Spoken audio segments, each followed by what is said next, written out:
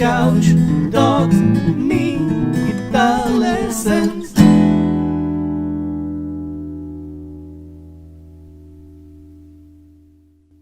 Hey there, LickNRiffers, how are you doing? Welcome to another awesome lesson right here on LickNRiff, in which we're going to dispel the mystery around guitar scales and modes.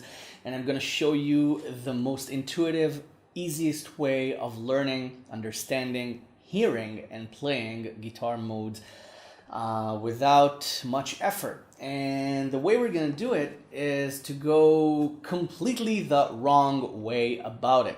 Because the right way to learn scales and modes is supposed to be through theory. But that's a huge source of confusion and frustration for most players, because how are you supposed to understand the theory behind the modes? How are you supposed to calculate the modes and which note is out of place inside the scale if you're not yet used to them? So what I'm going to do is I'm going to get you used to the modes first, and then you'll be able to understand them better because you're going to be able to hear them. Each mode has a very distinct sound. And even when we're talking about the minor and major scales, those are also modes. And that's the important thing to understand here. Modes are basically just minor and major scales, and each mode has one note out of place. The Locrian mode has two notes out of place, and we're going to leave that to the end of the lesson. So the way I suggest learning and memorizing the scales first is to use the good old pentatonic scale as our basis. Now bear with me here. I know that the pentatonic scale tends to box people into itself, and then it's hard to get out of it. But if you use the pentatonic scale as a basis, because it's really easy to understand, okay, this concept, and memorize that shape. Okay, you probably have it memorized already. So we'll start from that, and then we'll add the missing notes into it, and then we'll start moving them around and see what we get. So the pentatonic scale can be both a minor pentatonic scale and a major pentatonic scale. For example, if we're playing it on 5 and we have 8-5, 8-5, 7-5, 7-5, 7-5, 8-5, then we have an A minor pentatonic. Okay? But if we want an A major pentatonic, then all we have to do is take the 5 and have it as our second note, meaning we go down 3 frets and start from there. So the 5 is our second note. So we have 2-5 on the 6th string. Okay, you can start from 5 and then go down. So it's 5, 2, 4, 2, 4, 2, 4, 2, 5, 2, 5. And that's the major pentatonic, the A major pentatonic. So 5. See? Okay, that means that this is also a major scale somehow, right? The second note of the scale is the major key. So this, the A minor pentatonic scale, is also the C major pentatonic scale. Okay, see? And the A major pentatonic scale is also the F sharp minor pentatonic scale. Okay? So each pentatonic scale is actually two scales. It's a minor and a major. And that's the important thing to understand about any scale. And that's the key to understanding what we're going to do here. Because we can move the same shape 3 frets down or up and get its minor or major equivalent. And that will help us memorize the modes. So again, we have A minor pentatonic on 5. And we have A major pentatonic with 5 as its second note if we start on 2. Okay, but we can start on 5. Okay, we can start with the root note. Okay, but most people would prefer starting with 2. Okay, Okay, just remember that this note is actually the root for the equivalent relative minor scale. Okay, so that's for the pentatonic. Okay, so you probably know this scale already, this shape. So this is actually missing two notes. And if we want to play the full major or minor scale, we need to add 7 on the E string, so we get 8, 7, 5. 6 on the B string, so we get 8, 6, 5. Okay, so we get, and 4 on the third string, so we get 7, 5, 4. Okay, we also have 8 on the fifth string, so we have 8, 7, 5. And the same note we added on the E string adds itself on the E bass string. So 7 on the sixth string as well. So 8, 7, 5. Okay, so we added two notes, okay, in different octaves. So it's 7 and 6 on strings 1 and 2, 4 on the third string, and 8 and 7 on strings 5 and 6. This, okay, this is the same note as this, an octave apart, and this is the same note as this, 2 octaves apart. 1 octave apart is the 4. So, okay, these are the notes we add. So you practice this and you have the full minor scale.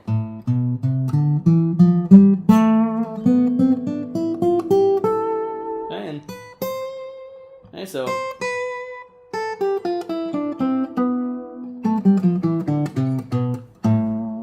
and now get used to this. If you take this 3 frets down, you have the A major scale. Exactly the same shape. Okay, so sounds major, right? Okay, listen to it.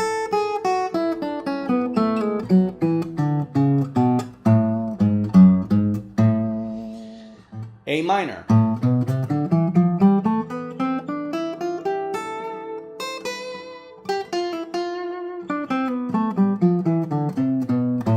A major.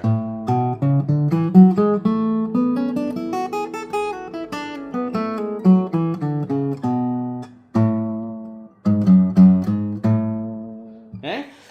And of course, this is also F sharp minor and C major. Okay, and F sharp minor. Okay, so you see how by adding the missing notes you get the complete scale, you get the full scale. So practice this, okay? If you need to practice this, stop the video and practice this, because you need to learn to hear the difference between minor and major. Okay, and you don't have to run over the scale all the time. You can create music right away with it. Just play the notes out of sequence.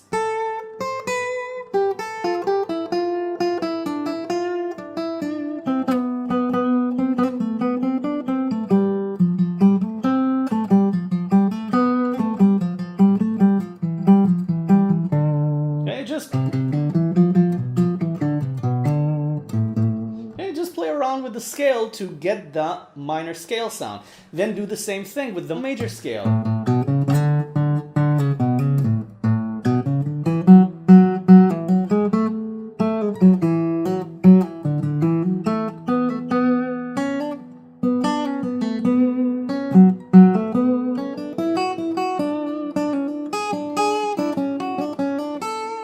Okay? Just invent your own little melodies out of it. Just make sure you keep a good rhythmic sense, and if you have a nice groove, then the music will practically create itself as long as you just use the scale notes. Trust me, it works. And that way you'll also make your first steps in improvisation, which you might enjoy and like, and I have a full playlist for soloing and improvisation playlist, if you like. So it's highly recommended. That way you train your ear as well as your fingers. So once you have your major and minor scales, all you need to do to hear the modes is to get notes out of place.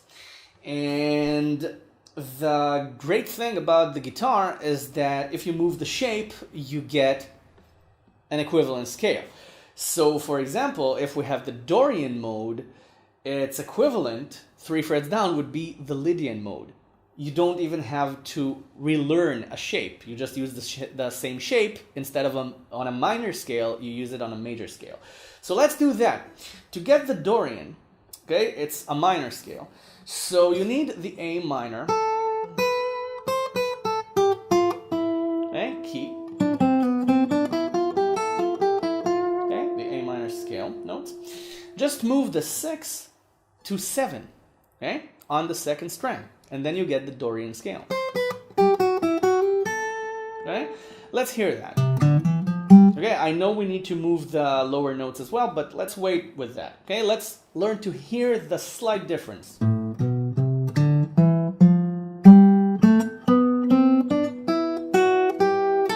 Okay, instead of you have, suddenly you have a major sound instead of the minor sound.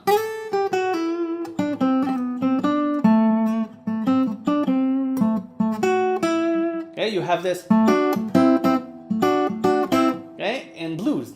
And that creates this. Okay, you have A minor, and instead of D minor, which is the natural D chord in the scale, you have D major. Okay, which creates a hopeful, optimistic sort of sound. Okay, so if we want to move the lower note, then instead of 8 on the 5th string, we'll play 4 on the 3rd, which is the octave of this. So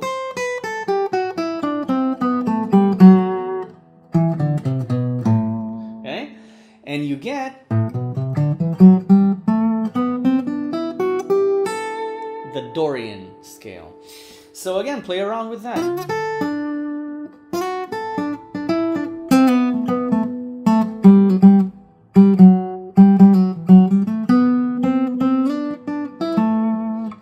And if you like, just put an A minor D vamp in the background if you have a looping device. Okay? Okay, and okay, you see how you get one note out of place and it's still a minor scale, but it's now a Dorian scale. Let's take this 3 frets down and we'll have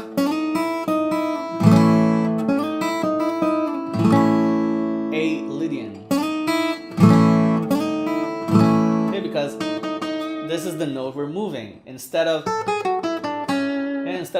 on the 2nd string, okay, we have 4 on the 2nd string, and now we have this, exactly the same shape. Let's start from A, okay, so we can hear the major sound.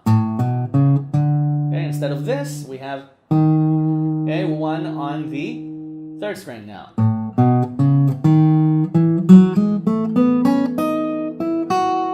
Okay, so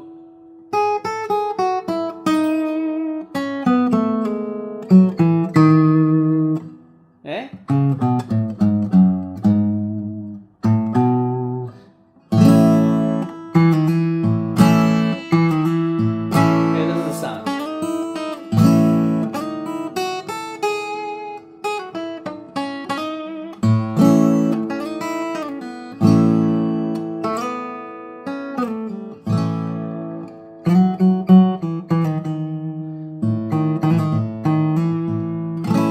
This is the Lydian sound.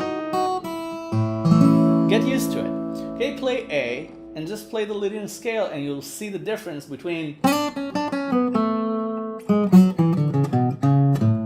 okay, a normal major sound and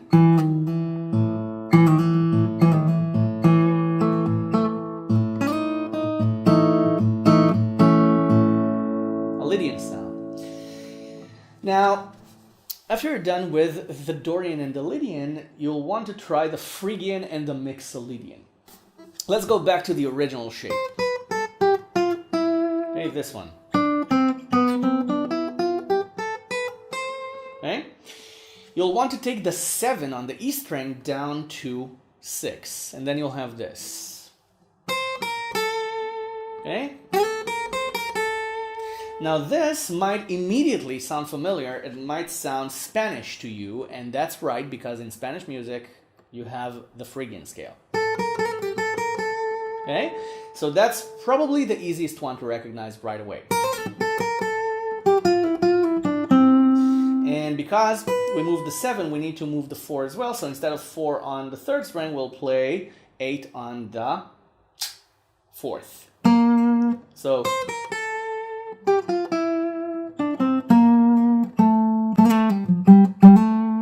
okay, so you also have the 6 on the 6th string, because if you move the 7 to 6 on the E, the high E string, you have the same on the low string. So you have 8.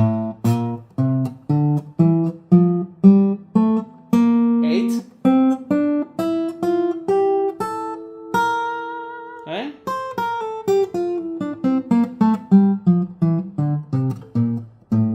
And this is the Phrygian scale, and it might sound immediately familiar, as I said.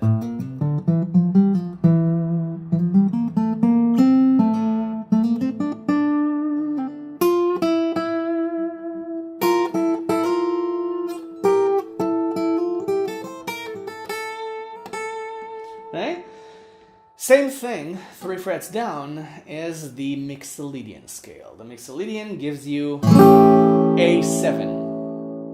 Because you move, okay, you move this, the major 7, down to a minor 7, and this gives you the tension chord, you know, the basis to all tension and dominant chords, the 7th chord, okay, A7. So that's the Mixolydian scale. Okay, so let's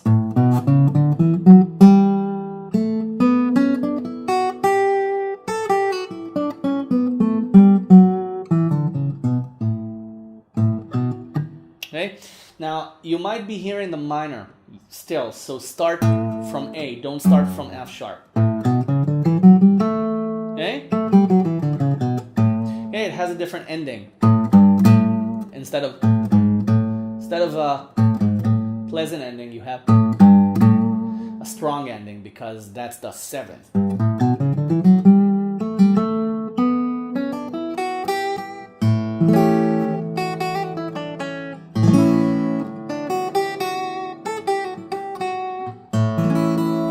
Get used to the sound with the chord.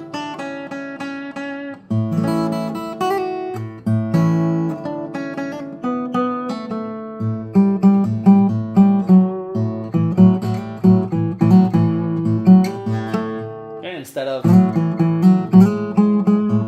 the pleasant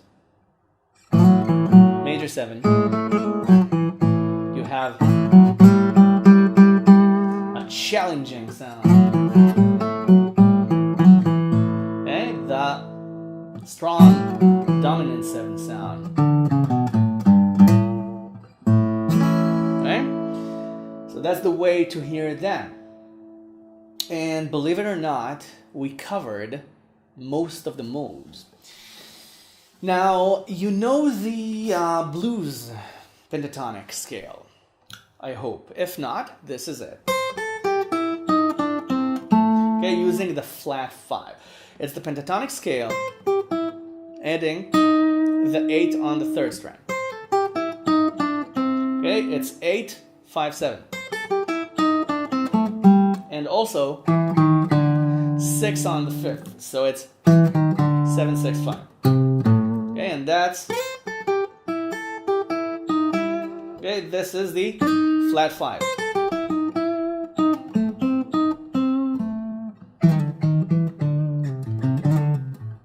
Okay, and this is also a sound you need to know. So if you don't know it, know it. It's one of the most important sounds in modern music, the flat 5. So add it to the pentatonic first.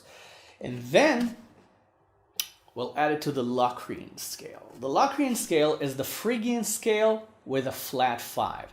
Okay, so you're actually taking 2 notes out of place. So you get this, okay? Listen to it, it's a little bit weird, right? Okay, the Phrygian.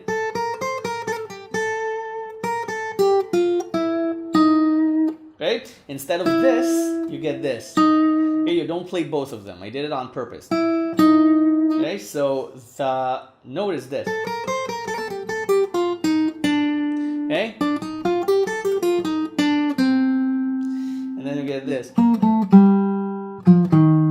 Okay, the flat 5. The flat 2. Okay, the flat 2 is in the Phrygian. Okay, it's a strange scale.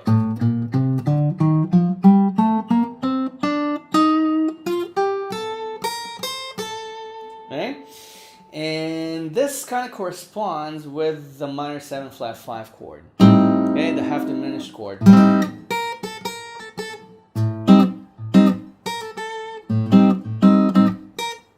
Okay, because this has the flat 5. Okay, it's in the name, minor 7 flat 5. Okay, it has the flat 5. Okay, so that's why the scale sounds weird, because it corresponds with a half diminished chord. So we have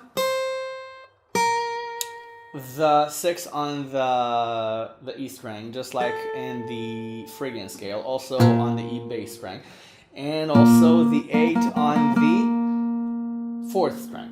Okay, but now we have 6 on the 5th string as well, and we have 8 on the 3rd string instead of 5 on the 2nd. So we get this.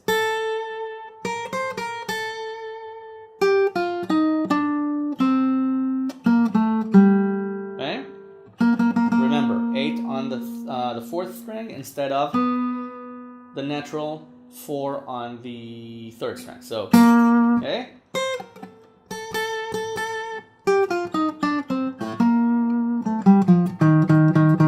Six on the 5th. And 2 on the 6th. Now, most chances are you won't ever have to play the Locrian scale, right? Now, all the rest of the modes have a very distinct sound, a very strong characteristic, a very strong character. The Locrian mode is a jumble of notes. That's what it feels like at first. So, again, take your time, scale by scale, okay, and shape by shape. Learn to hear the characteristics. Learn to hear the difference between the minor and the major. To first add the notes, and then take one note out of place for each respective mode, learn to hear it and play around with it. And hopefully this solves some of your modal problems in getting to know the sound. And what about the rest of the neck, you ask? After you learn to hear the scales, to hear the characteristics of each scale, the colors of each scale, the change, you know, in each scale. After you learn to hear the colors, it's actually really easy to find it around the neck, because if you know the minor scale all over the neck, then you already know that you can transpose it 3 frets down for the major. If you have the major, then you can transpose it 3 frets up for the minor, and then you just hear which note to move. And I know what some of you are saying. Yeah, right, I will hear what note to move. But that's how it works. If you hear this, then you'll know when this note comes up. Okay, if you learn to recognize the Lydian note. And if you hear the Mixolydian note, you know, the 7th note, it's actually pretty easy to find it around the neck. It's the 7th of the key. Okay, it's a dominant 7. It's not called a dominant for nothing. It's dominant. It's a dominant sound, so you can find it anywhere. So that's your lesson. So thank you for watching, and subscribe to the channel if you haven't already. There's a ton of lessons already here, and I upload regularly, so come join the LickNRiff community. Everything is for free, of course, completely for free. But if you want to give something back anyway and help around with making these lessons, making your guitar education, then you can use the link in the description and go to the Patreon page and pledge whatever it is you want to give back. And I thank you in advance for your generosity. Or you can donate a one-time donation via the donation button on the LickNRiff website. Either way is fine, and I thank you in advance. And thank you very much for watching. Bye. Enjoy.